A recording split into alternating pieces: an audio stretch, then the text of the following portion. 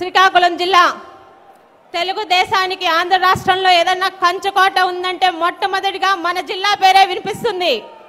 అలాంటి ఈరోజు శ్రీకాకుళం జిల్లాకి మనందరిలో ధర్మపోరాట దీక్షతో స్ఫూర్తి నింపడానికి ఇక్కడికి విచ్చేసిన మనందరి ప్రీతమ ముఖ్యమంత్రి నారా చంద్రబాబు నాయుడు గారికి కంచుకోట తరపున ప్రతి ఒక్కరి తరపున నమస్కారములు తెలియజేసుకుంటున్నాను సార్.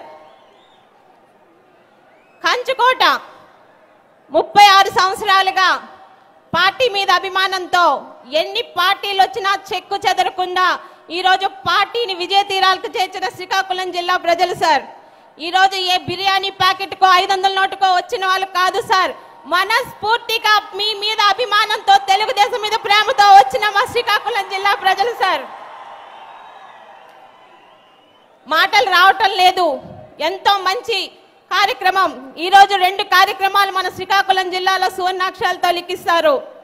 ఈరోజు తెలుగుదేశం పార్టీ కార్యాలయాన్ని మీ అందరూ నా మీద పెట్టుకున్న నమ్మకంతో, ముఖ్యమంత్రి గారు నాకు ఇచ్చిన అవకాశంతో, మరి జిల్లా పెద్దలందరూ నాకు ఇచ్చిన స్వేచ్ఛతో, ఈరోజు మన మంత్రి అచ్చెన్నాయుడు గారి చొరవతో, మరి నా బాధ్యతను కూడా తన బాధ్యతగా స్వీకరించిన నా భర్త సహకారంతో, మీ అందరూ పెట్టుకున్న నమ్మకంతో ఈరోజు మనందరికీ మన పార్టీ ఆఫీస్ని ఈరోజు ఏర్పాటు చేసుకున్నాం.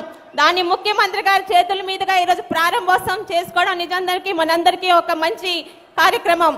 ఇక ధర్మ పోరాట దీక్ష 4.5 సంవత్సరాల క్రితం తిరుపతి వెంకన్న స్వామి సాక్షిగా మీ రాష్ట్ర అభివృద్ధికి పాటుపడతాము, చేయూతనిస్తామని చెబుతూ 4.5 సంవత్సరాలుగా మనల్ని మోసం చేస్తూ ఈరోజు మొండి చేయి ఇచ్చి మనల్ని రోడ్డు మీద పంపించారు.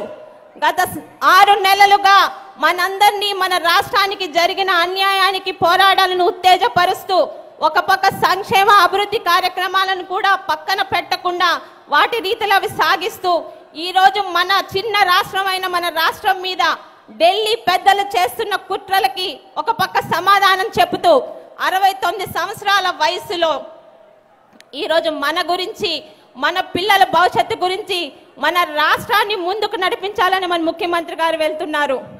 ఎక్కువ మాట్లాడడానికి లేదు. ఈరోజు మన పల్లెటూరులో అంటారు, అన్నం ఉడికిందా లేదా అనడానికి ఒక్క మెతుకు సాక్ష్యమని. ఈరోజు ఉన్న నాయకుల్లో, ముఖ్యంగా మన రాష్ట్రంలో తిరుగుతున్న నాయకుల్లో రాష్ట్రాన్ని ముందుకు తీసుకెళ్లే సత్తా ఎవరికి ఉన్నదని ఈరోజు ప్రతి చిన్న పిల్లవాడిని అడిగినా చెప్తారు. ఒక్కటి గుర్తుంచుకోండి, ఈరోజు మన జిల్లాలోనే తిరుగుతున్నారు ప్రతిపక్ష నాయకులు జగన్మోహన్ రెడ్డి గారు. దేశంలో ఎంతో మంది నాయకులు చూసాము. అధికారం వచ్చాక అధికారాన్ని అడ్డం పెట్టుకొని ఎంతో అక్రమాలు చేసి జైలుకు వెళ్ళొచ్చిన నాయకులు కూడా చూసాము. కానీ ఇప్పటికే జైలుకు వెళ్ళొచ్చి కూడా మళ్ళీ నన్ను ముఖ్యమంత్రి అని చేసే నాయకుల్ని ఈయన్నే చూస్తున్నాము. దయచేసి అటువంటి దౌర్భాగ్య పరిస్థితిని మన ఆంధ్ర రాష్ట్రానికి రానివ్వకండి.